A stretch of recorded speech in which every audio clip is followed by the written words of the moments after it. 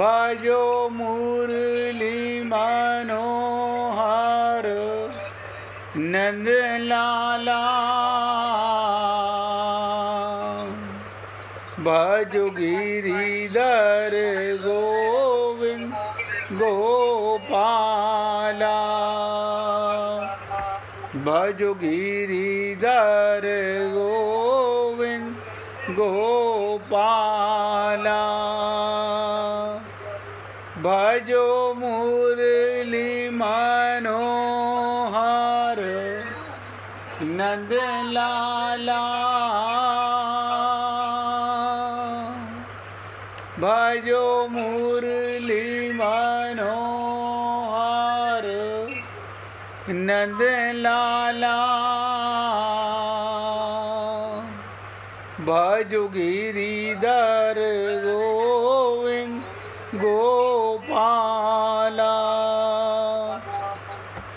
भजो गिरिधर गोविंद गोपाला।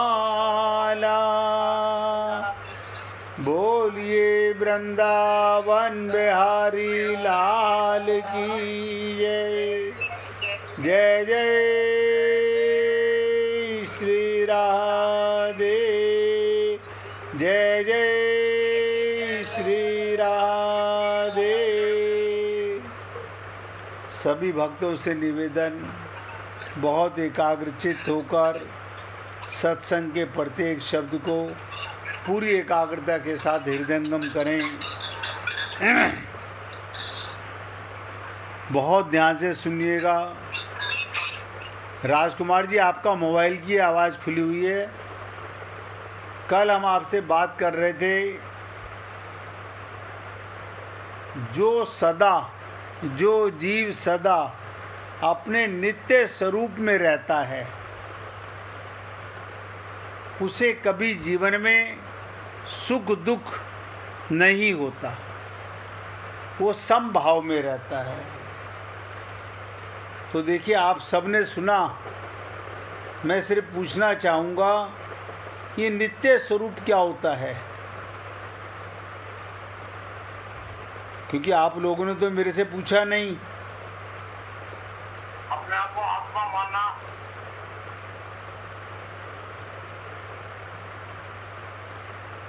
बहुत सुंदर। और इससे आगे? कुछ भी अपना नहीं मानना, अपनापन नहीं मानना, सब भगवान का है। अच्छा लगा जानकर। नित्य स्वरूप का मतलब जिसमें कभी बदलाव नहीं आता। एक एक शब्द ध्यान देना।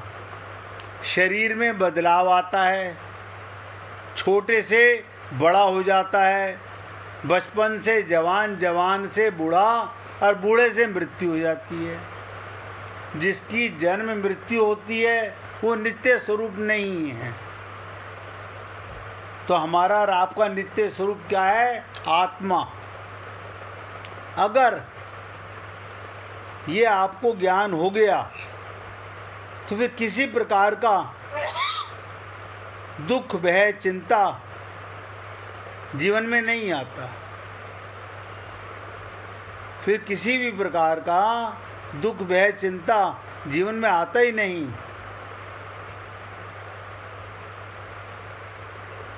कल आपके साथ ये भी निवेदन किया गया कि जीव साधना के द्वारा, साधना का मतलब क्या है?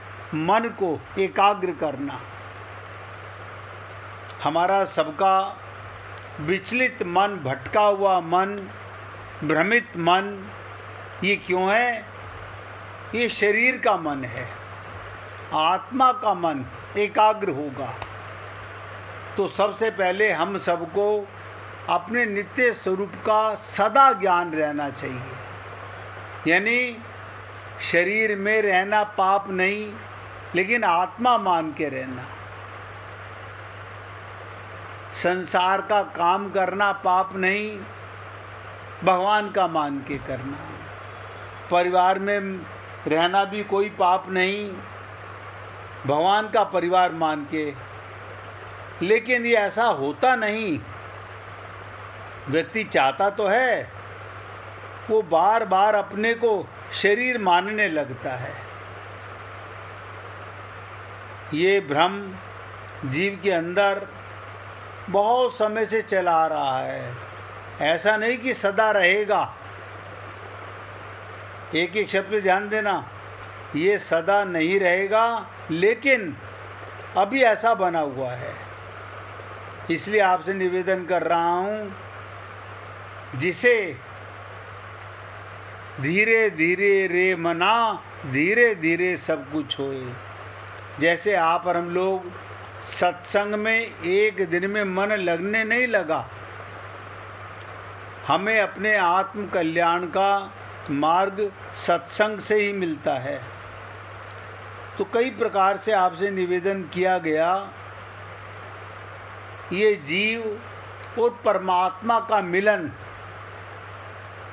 कल मैंने कहा आपका हृदय वृंदावन बन जाए, आपका हृदय चित्रकूट हो जाए,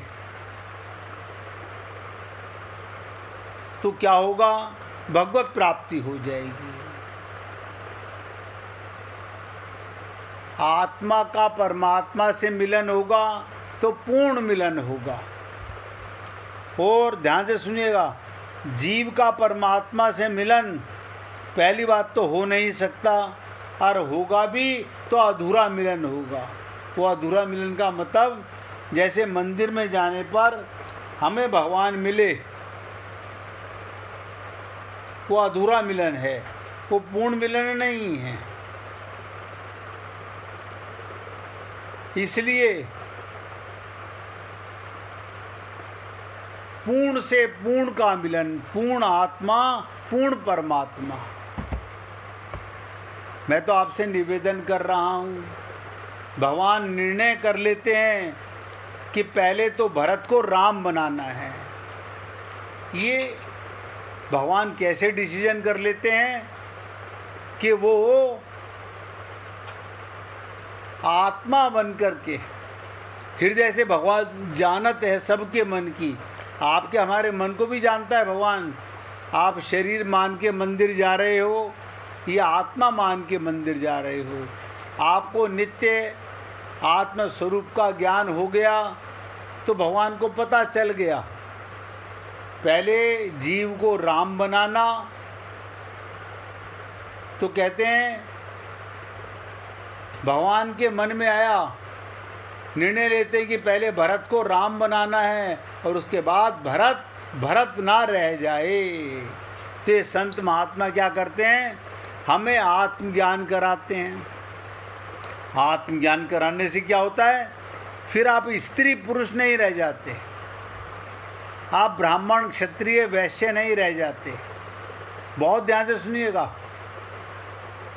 ऐसा होते के साथ ही आपके मन में बैठत उठत घूमत फिरत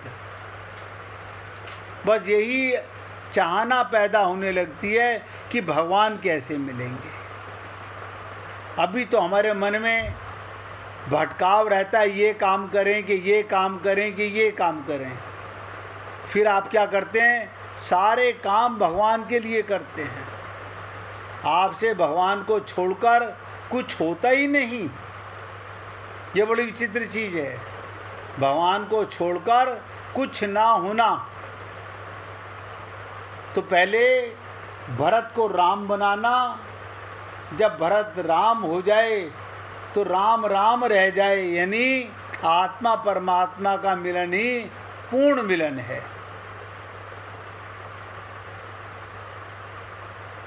और देखिए, आपसे निवेदन कर रहा हूँ, अगर किसी को भी कहीं पर भी समझने में थोड़ा सा भी ये लगे कि ये मुझे समझ नहीं आ रहा, तो तुरंत बीच में रोक करके पूछिएगा। ये मत सोचिएगा कि पूछूं कि ना पूछूं, तुरंत पूछो।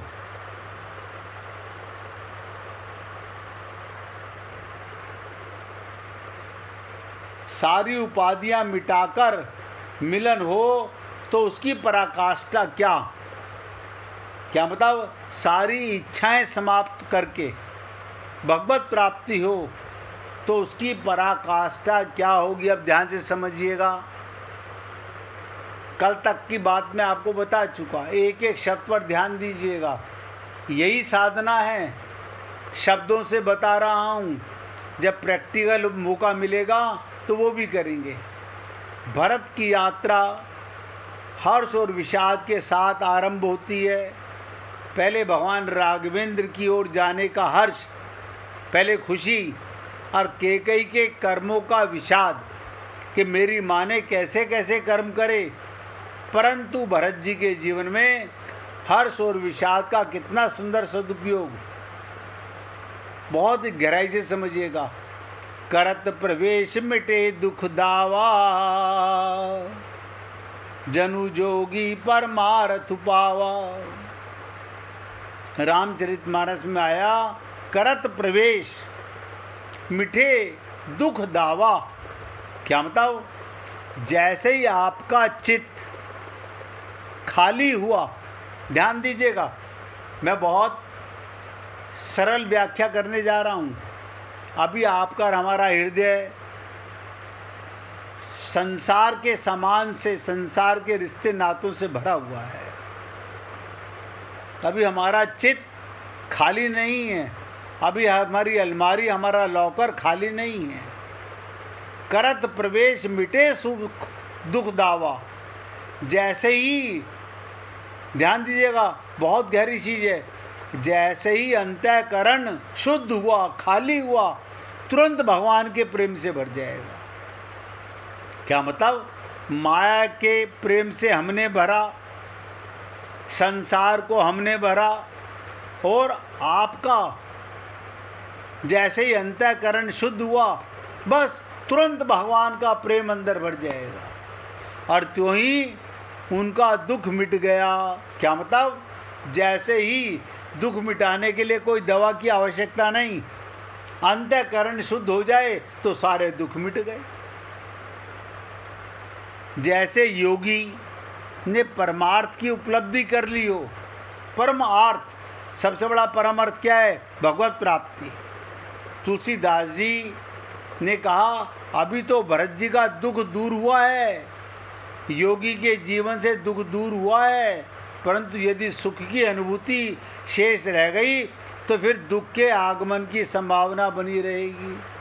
भगवान कहते हैं, जैसे ही तुम्हारा अंतःकरण खाली होगा, मैं तुरंत अपने प्रेम से भर दूंगा, अपनी आभा से भर दूंगा। ऐसे समझिएगा, एक मटके में मैंने अनाज भर लिया, बहुत ध्यान से सुनिएगा, मैंने एक मटके में अनाज भर लिया, पानी भर लिया। हाँ कहेंगे ठीक।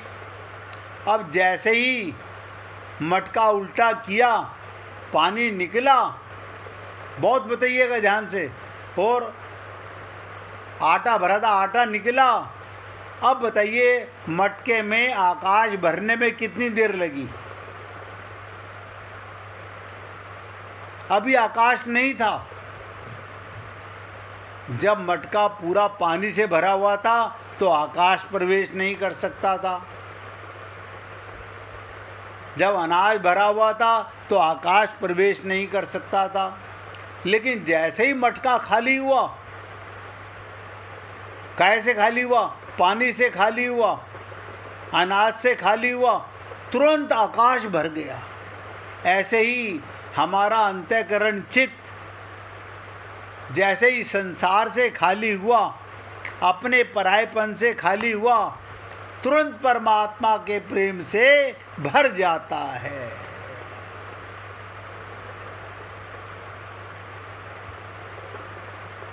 तो कहने का तात्पर्य, अभी तो भरत जी का दुख दूर हुआ और योगी के जीवन में दुख दूर हुआ, परंतु अगर सुख की अनुभूति शेष रह गई, अगर संसार की कोई भी याद, बहुत गहरी बात बता रहा हूँ, पकड़ने का प्रयत्न कीजिएगा, अगर संसार में कहीं भी अपनापन रह गया, कहीं भी अपनापन रह गया, फिर दुख की आने की संभावना बनी रहेगी। फिर दुख की संभावना बनी रहेगी। एक अंश से सारा संसार वापस आ जाएगा। इसलिए पूर्ण खाली पूर्ण मिलन। अब आप कहेंगे ये पूर्ण खाली कैसे करें? यही साधना है। ये क्या होगा?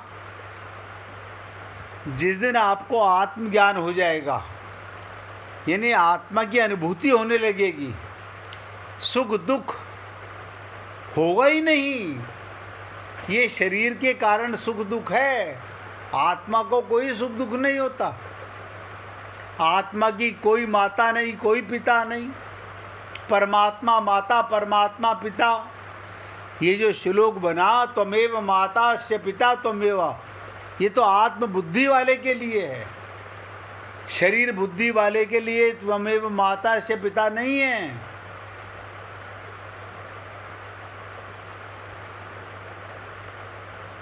इसलिए मैंने आपसे कहा, अगर संसार में कहीं पर भी अपनापन रहा, यानी जरासी भी मलिनता रही, तो तुरंत दुख से आने का रास्ता खुल जाएगा। इसलिए आगे चलकर भरत जी की क्या स्थिति है?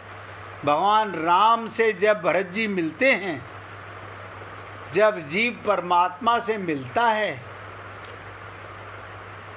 तो उसके पहले वही स्थिति हो जाती है। क्या स्थिति हो जाती है?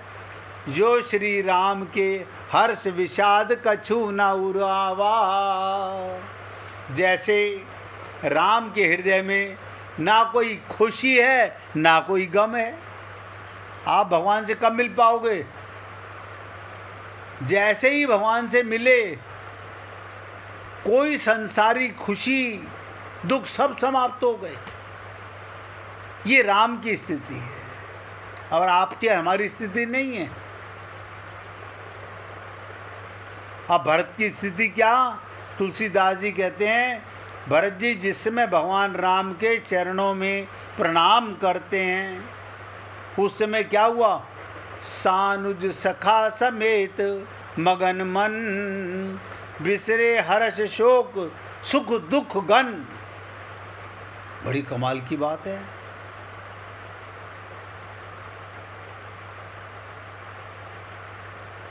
भरत के मन में ना तो कोई हर्ष था, ना विषाद, ना दुख, ना सुख। क्यों? बात यह है, भरत जी को वन में जाते हुए देखकर, ध्यान दीजिएगा, वन में जाते हुए देखकर गांव की स्त्रियों के मन में ये आया, कहीं ये राम ही तो नहीं जा रहे हैं। क्योंकि भरत जी का स्वरूप, राम का स्वरूप एक सा होता है। क्या मतलब? आत्मा और परमात्मा का एक स्वरूप होता है। ये जीव और ब्रह्म का सादृश्य है। परंतु पैनी दृष्टि वाली स्त्रियों ने क्या देखा? बोली नहीं नहीं, कुछ अंतर दिखाई दे रहा है। तो बाकी स्त्रियों ने पूछा, क्या अंतर दिखाई दे रहा है?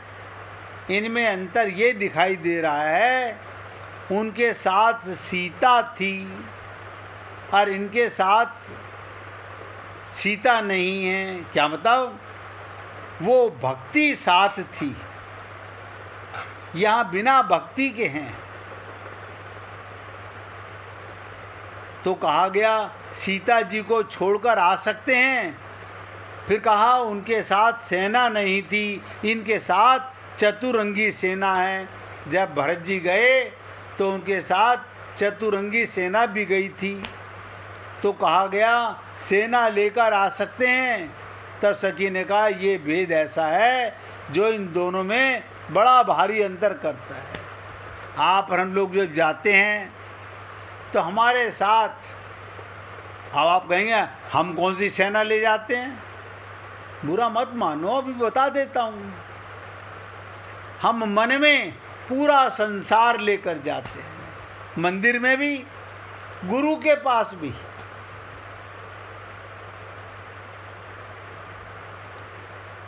आप और हम लोग जिस दिन पूर्ण खाली हो जाएंगे, शून्य हो जाएंगे, उसी समय तो भगवात्मा का प्रेम बढ़ जाना है।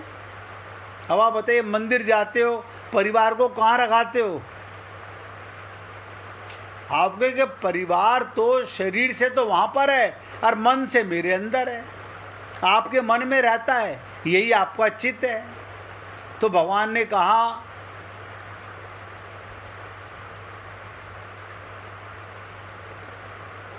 मेरे पास आ रहे हो तो खाली होकर के आओ। ऐसे ही संत महात्मा कहते हैं, और संत महात्माओं का तो काम है, हम संत महात्माओं के पास जाते हैं भरे हुए, संत महात्मा हमें खाली कर देते हैं। कमाल है, खाली कर देते हैं। एक लीला सुन लीजिए, उससे थोड़ा समझ क्लियर होगा। एक बार एक राजमहल के द्वार पर बड़ी भारी भीड़ लगी हुई थी। किसी फकीर ने सम्राट से भिक्षा मांगी थी। किसने? फकीर ने सम्राट से भिक्षा मांगी थी। सम्राट ने उससे कहा, जो भी चाहते हो मांग लो, जो भी चाहते हो मांग लो। क्योंकि दिन के प्रथम याचक की किसी भी इच्छा को पूरा करना उसका नियम था। राजा का क्या नियम था? जो सुबह सबसे पहले मेरे पास मांगने आएगा, मैं उसकी इच्छा पूर्ण करूंगा। उस फकीर ने अपने छोटे से एक भिक्षा पात्र को उसके आगे बढ़ाया और कहा, बस राजन, इसे स्वर्ण मुद्राओं से भर दें, इसे स्वर्ण मुद्राओं से भर दें। सम्राट ने सोचा, इससे सरल बात क्या हो सकती है। मैंने कहा कुछ भी मांग लो, और ये छोटी सी कटोरा आगे कर रहा है और कह रहा है इसे स्वर्ण मुद्राओं से भर दो। लेकिन जब उस भिक्षा पात्र में राजा ने स्वर्ण मुद्राएं डलवानी चालू की तो ज्ञात हुआ उसे भरना असंभव था। क्यों? वो कोई जादू ही था ना। जितनी अधिक मुद्राएं उसमें डाली गई, उतनी अधिक वो खाली होता चला गया। यानी जितनी मुद्राएं डालते जा रहे हैं, फिर खाली का खाली। सम्राट ने अपना सारा खजाना खाली कर दिया, लेकिन खाली पात्र खाली का खाली रहा।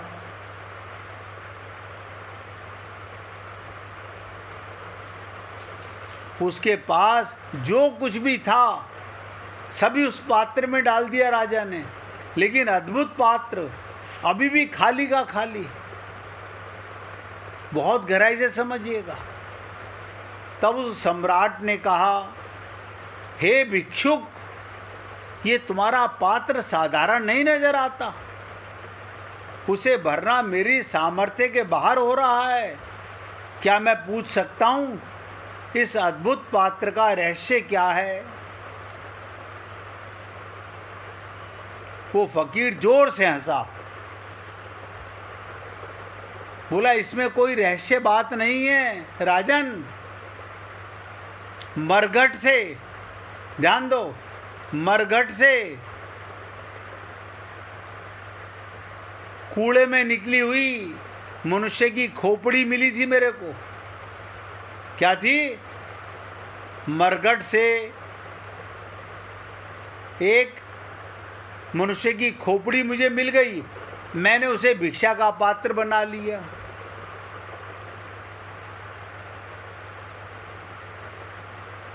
तो आप कहेंगे खोपड़ी है तो ये भर नहीं सकती। अब आप सोचिएगा, क्या आप और हम लोगों की खोपड़ी आज तक फुल हुई है? मनुष्य की खोपड़ी कभी भरी नहीं। कितना ही डाले जाओ, कितना ही हाँ, और ले आओ, और ले आओ, लॉकर भर जाएगा, अलमारी भर जाएगी, घर भर जाएगा, मगर खोपड़ी खाली की खाली। तो क्या बोला भिक्षुक, इसलिए ये भिक्षा पात्र कभी नहीं भरा जा सकता, ना धन से, ना पद से, ना ज्ञान से। एक एक शब्द पे ध्यान देना, ना धन से, ना पद से, ना ज्ञान से, किसी से भी भरो ये खाली ही रहेगा। अभी आपको हिंदुस्तान का प्रेसिडेंट बना दिया जाए तो आप कहोगे मैं अमेरिका का राष्ट्रपति क्यों नहीं बन सकता, और अमेरिका का बन सकता हूँ, सारे विश्व का राष्ट्रपति क्यों नहीं बन सकता, मैं यहाँ का राष्ट्रपति बन सकता हूँ तो मैं स्वर्ग सम्राट क्यों नहीं बन सकता, स्वर्ग सम्राट बन सकता हूँ तो ब्रह्मा का, ब्रह्मलोक का सम्राट क्यों नहीं बन सकता।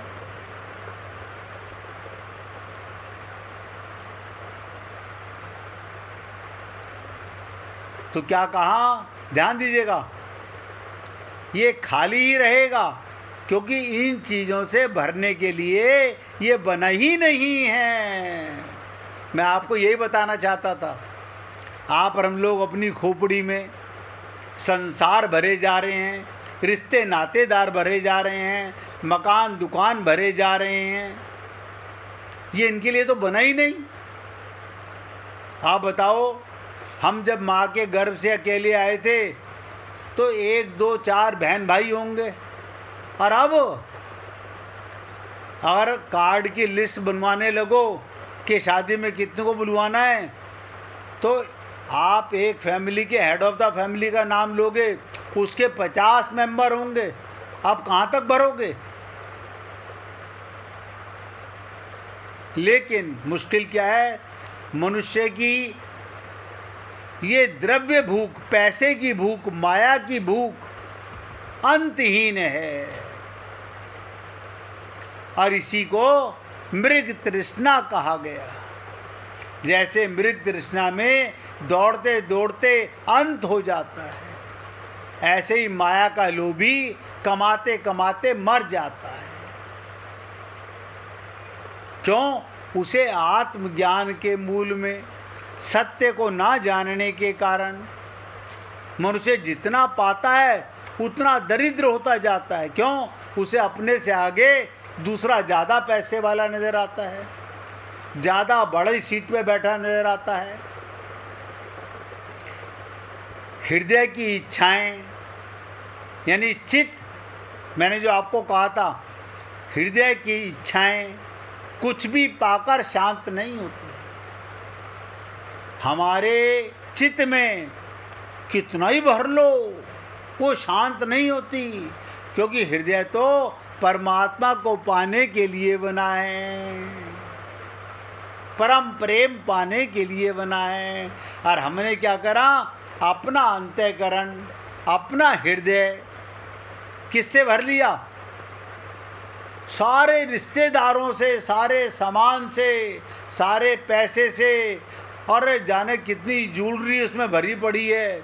देखो, लॉकर में रखे निकालनी पड़ेगी, लेकिन अंदर भरी हुई है, मेरे पास इतनी अंगूठियाँ, इतने हार, इतने झुमके, इतनी पायलें, इतना मेरे कड़े, ये सब आपको याद रहता है। यानी एक ज्वेलरी की दुकान आपके अंदर बनी हुई है। इसीलिए मैंने कहा आज मौका है ये कथा सुनाने का। परमात्मा के अतिरिक्त, नोट करो, परमात्मा के अतिरिक्त और कहीं संतुष्टि नहीं है, उसके सिवाय और कुछ भी मनुष्य के हृदय को भरने में असमर्थ है। अभिप्राय, इच्छाएं कम कीजिए, मन की कोठरी खाली कीजिए, साफ कीजिए, तभी वहाँ पर ईश्वर का निवास होगा। उम्मीद करता हूँ आप लोग समझ गए होंगे। 1 मिनट भगवान का कीर्तन करेंगे, इसके बाद आगे बढ़ेंगे। रघुपति राघव राजा राम।